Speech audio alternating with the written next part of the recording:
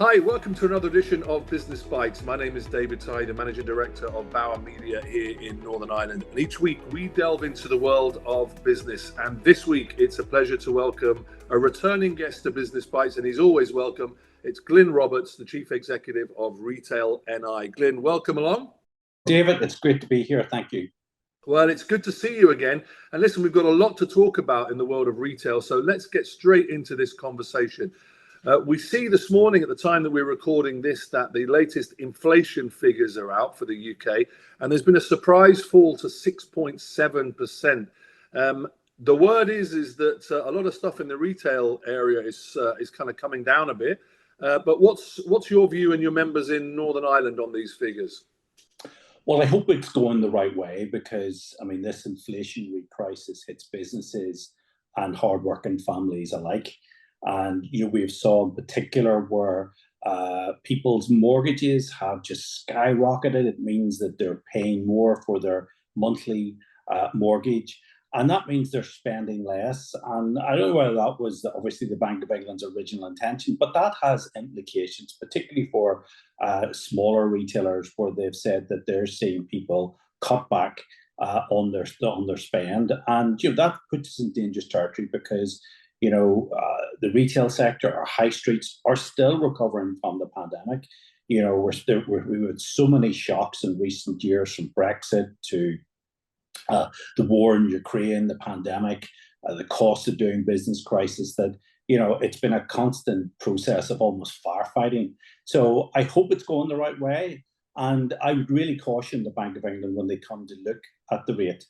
I don't think that there's any serious arguments for increasing it again. I think it should stand still, and let's hope that we can give people, hardworking families and businesses, a break. Yeah, so let's just talk about the effects on retail here in our part of the world. So, what is the current view of your members about how are they doing? How is retail in our part of the world at the minute? How's the footfall? How's the general feeling out there? Well, it's still incredibly challenging because not only do we have a cost of living crisis, we have the cost of doing business crisis. Our members are paying the highest business rates anywhere in Western Europe. The UK, we didn't get, in England, small businesses got a 75% reduction in their rates bill to help them with this cost of doing business crisis. Our members didn't get a penny of that. Instead, it went straight into the black hole of Stormont's finances. So we do need government to do more to support businesses as we navigate through this incredibly difficult few months. And we're hoping, obviously, that this Christmas will be, obviously, it's always an important time in the retail calendar, but it takes on a whole new special place this year because it is the time where retailers make their most significant amount of profits. And for independent retailers, that's even more so. So it is tough times. It doesn't clearly help that we don't have a government at Stormont because ultimately political stability is bad for business. And there are a whole range of things that Stormont need to be doing to help and assist business, which is not being done. And I think I am worried that, what has just came out this morning, that the Secretary of State has asked the permanent secretaries to look at how they can increase that burden further on business, which is absolutely unacceptable.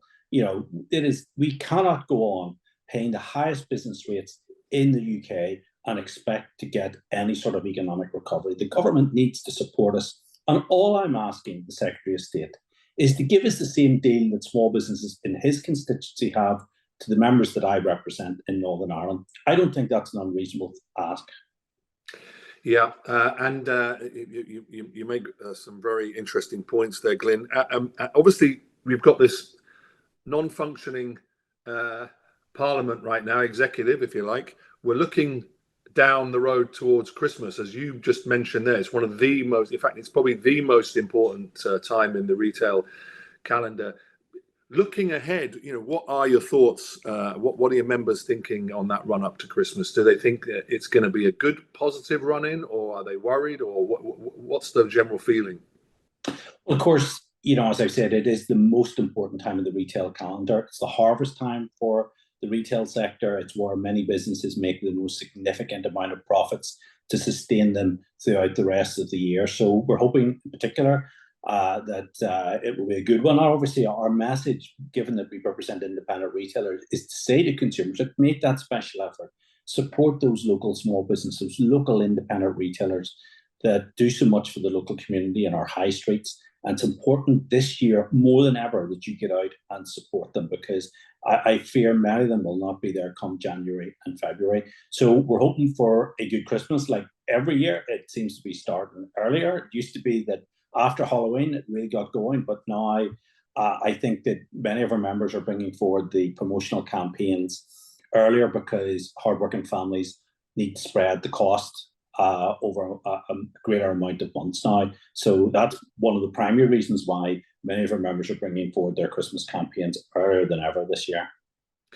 Yeah, so I suppose as we look even further forward, I mean, we've talked a lot about how tough it is and the challenges that retail faces in our part of the world, but we also must have some positivity. So are there any great new additions to the retail NI family? Are you seeing new businesses coming through?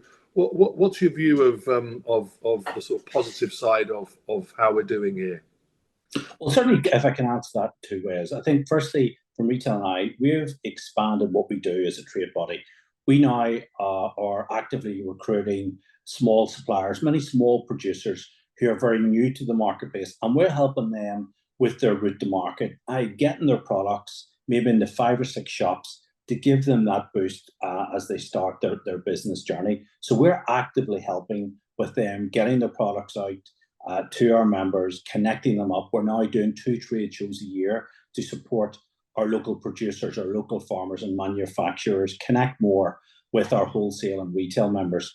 We're having great success on that. It's great to see many new entrants to the market doing so well. And we're actively doing that. So we're not waiting for storming. We're getting on and doing the job of supporting those businesses. And Retail NI now is a supply chain organisation, because we represent businesses right through every part of that supply chain, both in terms of services, manufacturing, producing, retail and wholesale. So that's changed us as an organisation, and we want to expand that journey. I think the second thing, through our Trade NI colleagues, the Hospitality, also Manufacturing NI, we did the biggest ever Northern Ireland business event at Westminster. We've launched our own prosperity plan that we're actively talking to party leaders about.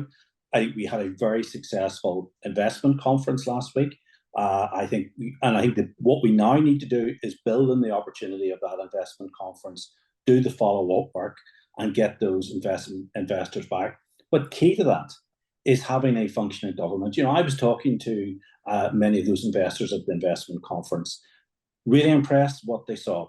But still, the elephant in the room for a number of them is not having a functioning government in place, because political stability is essential for business and our economy. Political instability is bad for business. So we need to resolve this. And I think there are opportunities with the dual market access that the Windsor Accord potentially will give us, that will make us the gateway to the European Union. We've heard in recent years about the Northern Powerhouse in England. We want to talk about the Northern Ireland Powerhouse and how the capacity to make this region the very best to locate, start and scale up a business. So despite Stormont being down, we've been getting out to Westminster, to Dublin, to politicians. We're doing events, the Labour and Conservative Party conferences. So we're getting out there and selling Northern Ireland PLC. And a very simple message: despite our political difficulties, we are well and truly open for business. And we want to be the best place in these islands to locate, start and scale up a business. Well, I couldn't have put it better myself, and we're proud to play our part in trying to get that message out to as many people as possible. We know how good we are in our part of the world here in Northern Ireland, and I think people like yourself and your colleagues are doing a great job trying to spread that message far and wide, and hopefully we can help give that some extra airtime by doing interviews like this. So, Glyn, it's always a pleasure to catch up with you. Keep up the good work on behalf of your members, and we're always here to support you and all that sail in the good ship Retail NI. Thanks for being our guest. David, thank you. It's been a pleasure as always.